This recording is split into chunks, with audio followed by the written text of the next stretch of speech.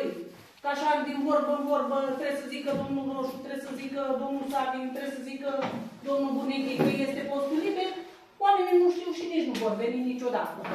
Dar problema cu apa este reală. Iar infecția care se găsește în apă este. Pentru că eu, în momentul în care am văzut și eu, ca toată lumea, acel raport, activitatea mea are legătură cu apa directă. Folosesc apă foarte, foarte mult, într-adevăr. De plătit nu mă întrebați cât am plătit, că din 2020, când i-am zis la domnul Valerii să vină să încaseze apă când încă nu era consilier, de atunci n-a mai venit nimeni. Dar eu, de folosit apă, folosesc foarte multă. Apa intră în contact cu produsul meu, cu laptele, iar eu am șansa să pun și să îmbolnăvesc lumea cu apa care e. N-am știut până la acest moment că este o problemă. Eu în 2020 am fost la doamna doctor Drăgună că îmi trebuia un document de la DSP. În acel moment doamna doctor m-a întrebat de unde am apă. I-am zis că de la rețea. Ea mi-a zis atunci, la voi nu este potabilă. M-am uitat așa la ea, i-am zis, nu cred, doamnă, că zic, eu cred că este bună. Nu, doamnă, nu este potabilă. Până la acel moment n-am mai zis absolut, de atunci și până acum n-am mai zis absolut nimic. Dar eu vă zic așa, că să știți că am avut cazuri, domnul primar, să știți că am avut... Nu, încă nu l-am obținut și cred că nici nu-l voi obține. Pentru mine asta este o mare problemă. Va trebui să pun și să implementez ceva acasă care să pună și să filtreze apa și să mi-o sterilizeze, ca să pot să merg înainte, dar vă zic pentru toată lumea, în apă se găsesc bacterii E. coli și bacterii coliforme. Eu voi avea răspunsul joi și ca să vă convingeți cu toții, o să vi-l aduc, o să vi-l dau, vă fac copie după el, ca să-l vedeți, pentru că nu e ok. La DSP. Am înțeles. Pe banii mei.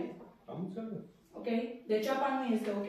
Și eu mi-am luat apă și l-am dus la analiză cu când era domnul vice. Că să spunea la Ringheaia, cea mai bună apă.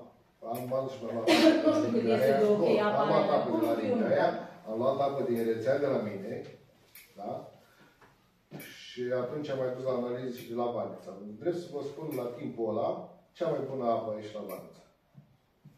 E posibil. Eu vă zic ce este în apa de la noi, de la Răpasa. Conține inclusiv câțiva nitriți, cantitățile nu sunt foarte mari, dar conține. În schimb, încărcătura bacteriană este destul de mare. De la rețea, de unde vreau? Am putut să fac foarte multe analize, că era prea scurt. Eu vă întreb. La mulți mari. Ați înțeles de ciclele de colifor? Apa? Dar că nu l-am auzit pe domnul, nu are clor. Apă. Că nu are clor. Am înțeles, domnul primar, dar măcar am anunțat oamenii, că eu n-am știut lucrul ăsta. Eu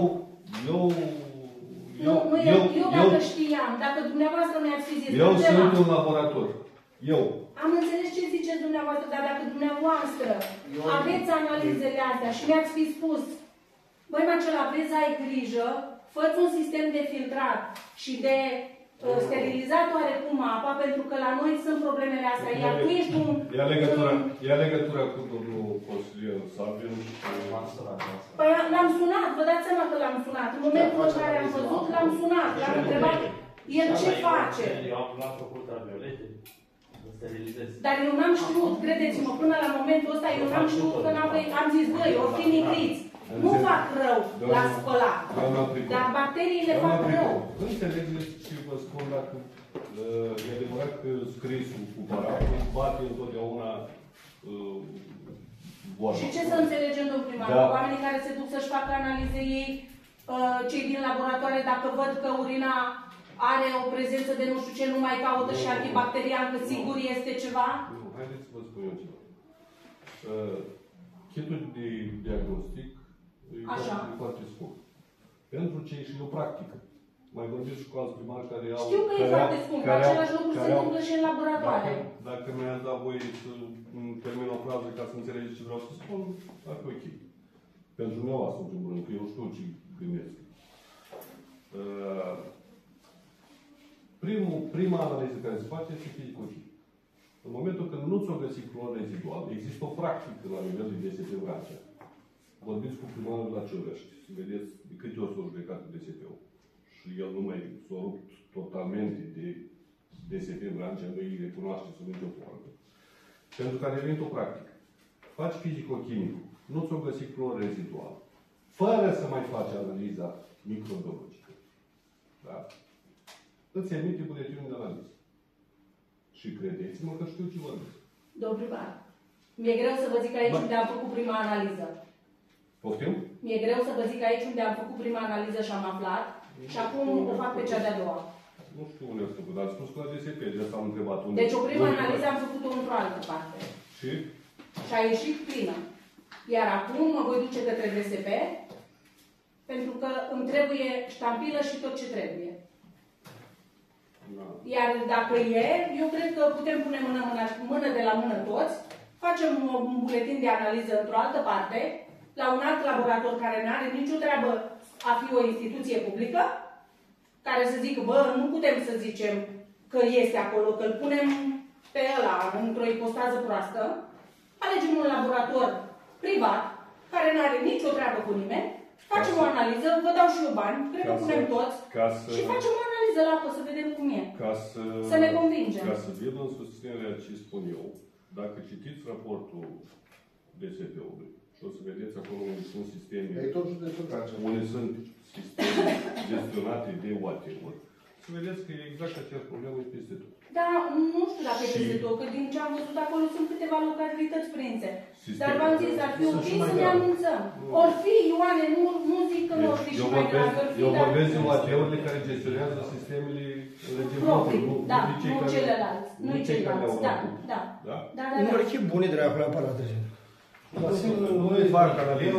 Noi putem la măsură. Ori fi vechi. Eu am ajuns la alte concluzii și v-am și spun. Păi exact, aia eu v-am zis. Ioane, ți-aduce aminte că anul trecut erau zvonuri pe aici că tu spusesei nu știu cui că am îmbolnăvit lumea cu brânză, lasă. Trebuie să justificăm. Da, mai trebuie să și justificăm. Eu am, până acum, n-a venit nimeni să-mi facă un raport, să se ducă la DSV, să zică, uite, am luat brânză de la cutare și m-am îmbolnăvit. Dar nu pot să zic că n-a fost niciodată cazul. Și hai să-ți mai zic unul. Nu, hai să-ți mai zic unul. Mie, doamna doctor Diaconu, i-am dat de vreo câteva ori brânză, acum ceva timp în urmă, la control și mi-a zis doamna doctor Marcela, fă mai multă atenție la felul în care speli echipamentele, pentru că ți-a ieșit niște ecoli în brânză. Nu cantități mari care să producă daune, dar am avut... Doamna Marcela, vreți să mergem să vorbim așa? Trebuie să stăm mult să vorbim. Da, știu. Eu vă întreb așa și la stână, cu ce spălați? Dar eu nu spăl la stână. Marcel care apă de acasă.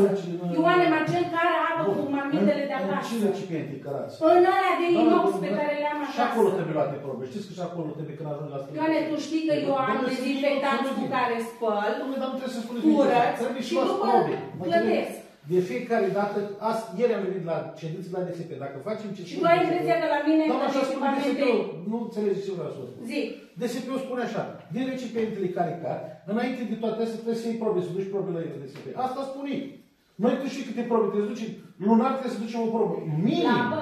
Minim. La apă? Da, și în 15 milioane o probă. La fiecare sursă. Da, fiecare sursă, da. Și ne-a dat și nouă buletin. Ai recipiente, cum spui tu, sterilizate, nu de acord cu tine. Trebuie să duci probe. Sunt dezinfectante, că una e dezinfectată, alta e sterilizată. Aia în cimbur la stână. Oamenii care mult au certificate de... Deci de la mine... Câte și voi câte vă spune? Credeți că brânza dumneavoastră se poate infecta doar de la apa noastră? O să vă fac analiză la lapte. O să vă fac analiză la lapte, la tot laptele pe care îl colectez. Ok? Analiză previzibile.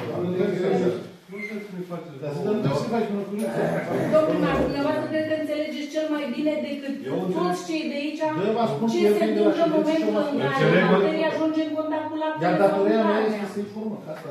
Exact. Vă informăm. Deci faceți toate astea, luați toate măsurile.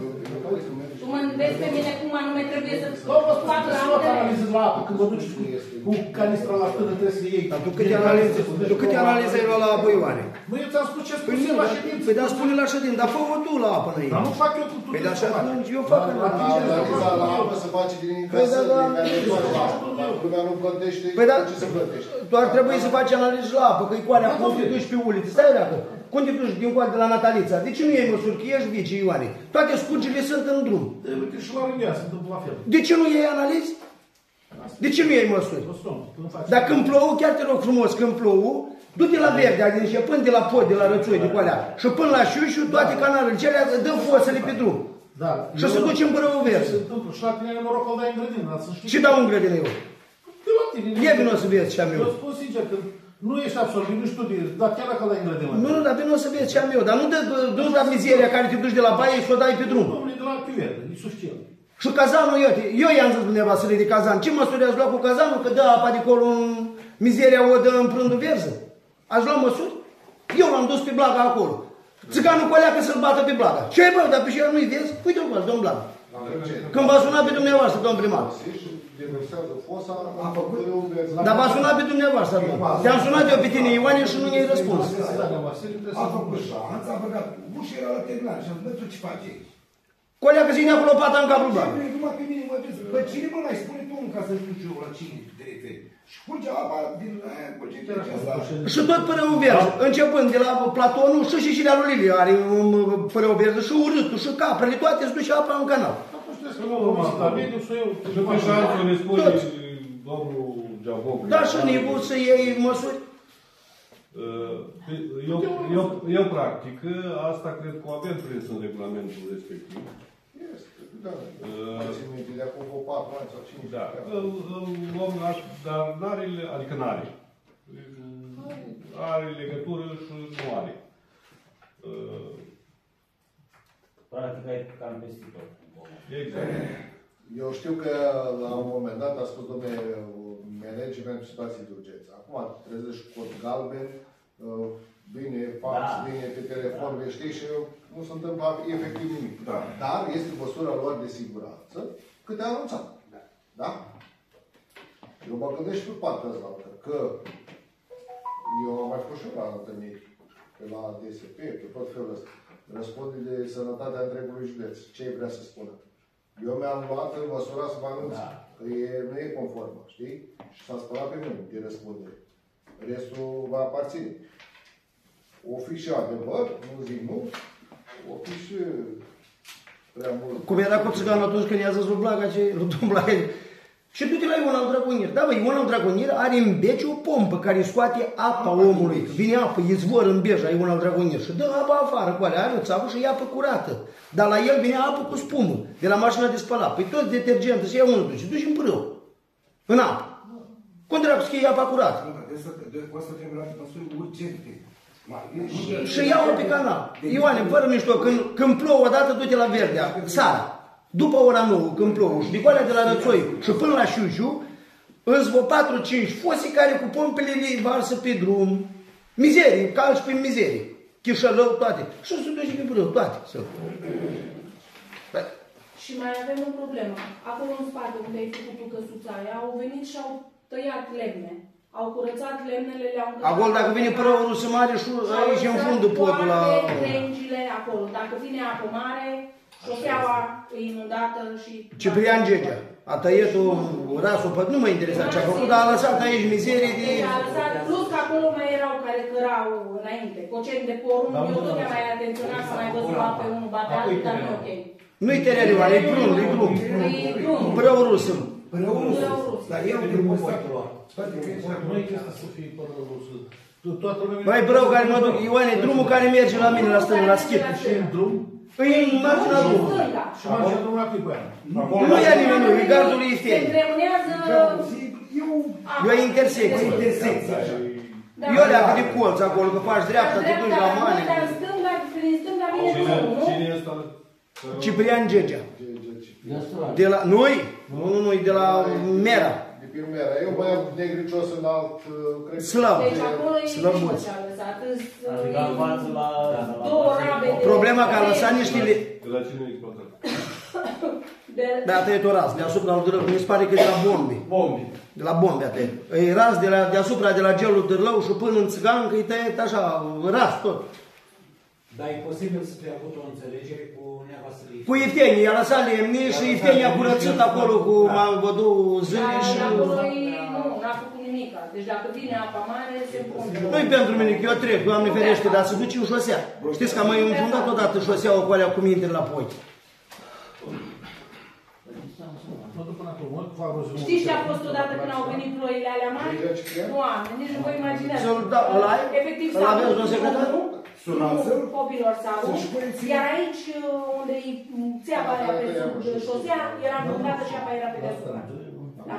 Și acum e foarte bun. Care seara? Ciprian ăsta care e genul aici? Am numărul. Dar bine, ai bă cu mașina și eu odată. Da. CNP-ul, nu? CNP-ul, da. Bine cu mașina și ea cu crânjile, iar luat, iar nu de acolo. Eu n-am treabă, Doamne verește, că nu-i... Salță care dă și pe prundul jos. Mă uit când trec dimineața cu alea, chiar și Neculaia nu m-ar da. Acum treabă și depozitează, duci cu noailele, duci în prundul șursă cu alea unde... de la drumul Chetrișul de Vale. Mai este țiganul, un țigan de la... are un calf, porci. Numai cu noaile de porci le duci și le rabatează mașina drumului. Pe prundul șursă. Aveți dreptate. Făceți și dați-le bre, amenză. Și nii, dar dacă arunc un pahar, dă-i amenză. Depinde dacă e cu vin sau... Nu, dacă arunc un pahar gol. Cu vin, da, l-arunc acum. Dacă mă supăr, mă duc acasă, beau un șpriț și gata. Hai că... Hai. Atât. Deci, având cele de asta, declarăm ședința încheiată.